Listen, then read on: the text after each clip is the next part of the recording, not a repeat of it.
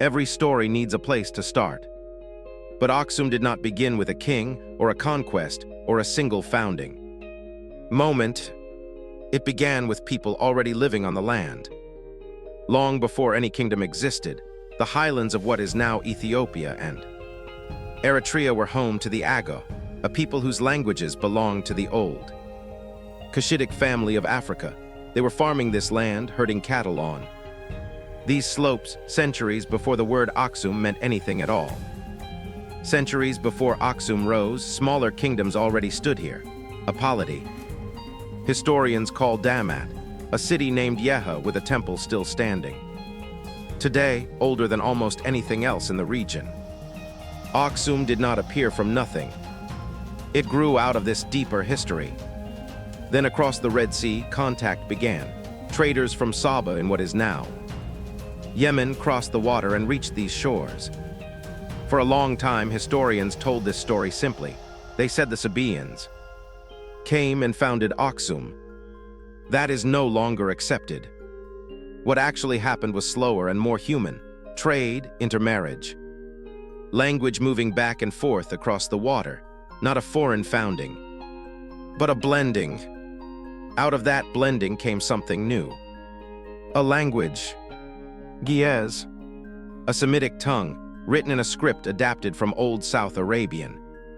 Writing but reshaped into something distinctly its own. An alphabet built for consonant and vowel together, unlike anything else in the region.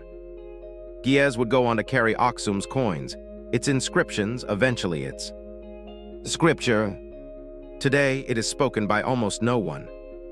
But it is not forgotten. It survives as a sacred language still read in the Ethiopian and Eritrean Orthodox churches, in much the same way Latin survives in the Catholic Church, a language that stopped being spoken but never stopped being read.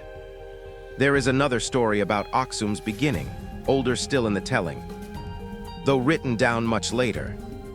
The Gebre Nagast, the glory of kings, traces Aksum's royal line back to a meeting between two rulers and a son born from it named Menelik. It is a powerful tradition. It shaped how Ethiopian kings understood their own legitimacy for centuries.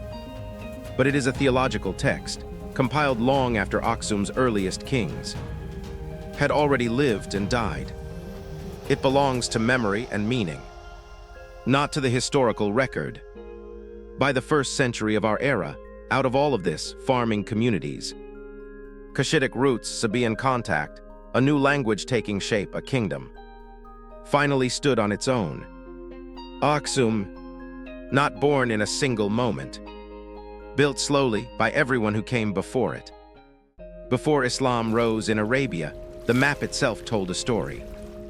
Geography is never just scenery. It decides who trades with whom. It decides who fights whom.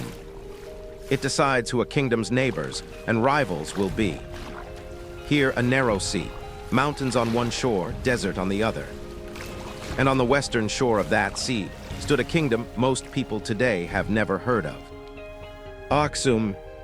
Ancient writers once ranked it among the great powers of the world, alongside Rome, alongside Persia, alongside a mighty kingdom in the east. This was not a forgotten tribe. This was a kingdom that minted its own gold coins, that built a Red Sea trading empire, that went to war over trade routes and won. And to understand Arabia before Islam, we have to start here. Not with a religion, not with a prophet, with a map. Look closer at where Aksum sits. Northern highlands, the Horn of Africa, land we now call Ethiopia and Eritrea.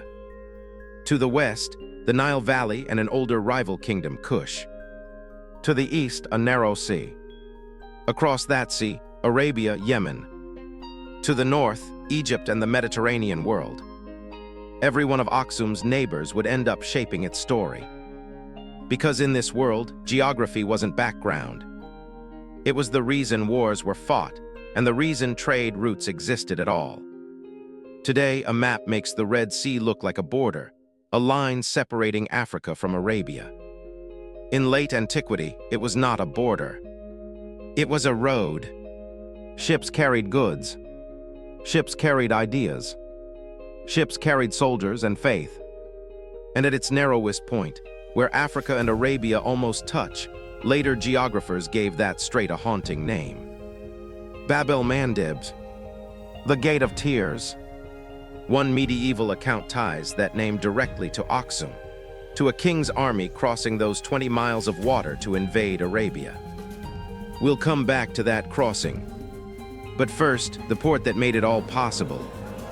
Adulis, not a small harbor, a gateway.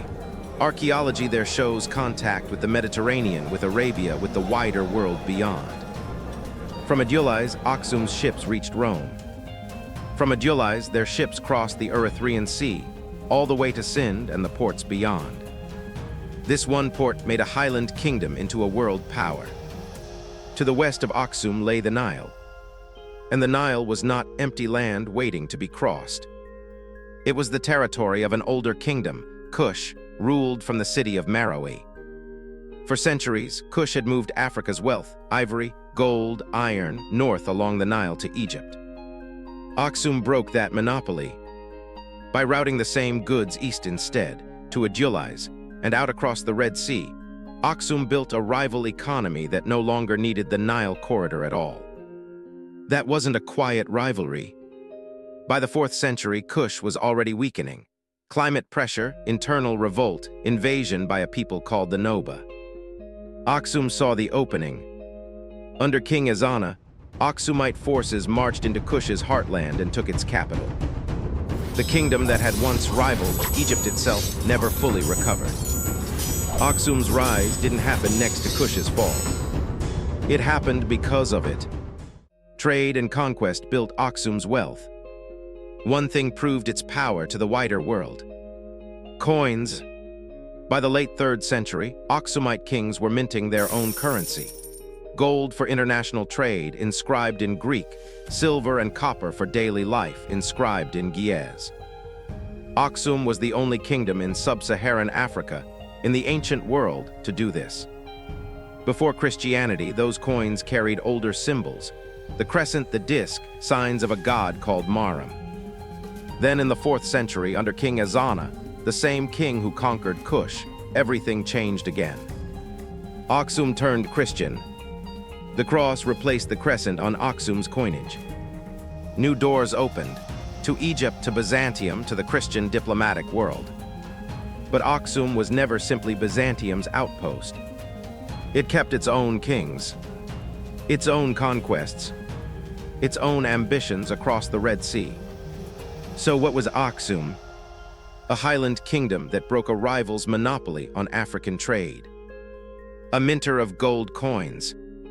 A Christian power with its own agenda. A Red Sea empire built on a single port. And now look at the wider map. To the north, Byzantium and Persia already locked in rivalry over this same trade.